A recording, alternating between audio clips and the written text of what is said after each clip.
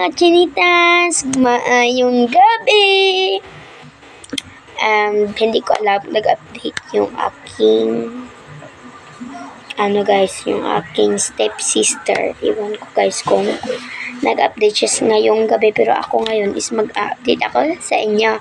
And gusto ko lang is ikwento na yung yun, pero kailangan natin i-pray yung Cebu kasi pero ngayon mukhang pa rin sila, hindi pa rin sila stop yung mga dito, yung typhoon.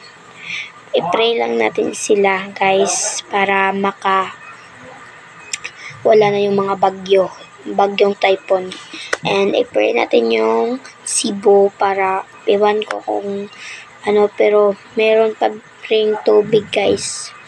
I-pray lang natin. And thank you sa nag-pray sa Cebu.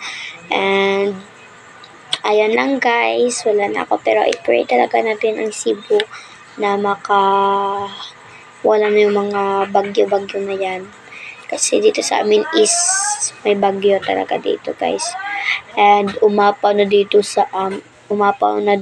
sa aming sapa doon, yung lapit sa sapa, yung kanilang bahay. Umabot na sa kanilang bahay.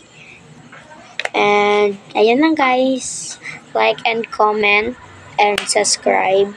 Hindi ko alam yung sinabi niya, yung bell na yun, iwan ko yung basta ganun yung sinabi niya ni Judy sa akin, yung stepsister ko. And ayan lang guys, bye.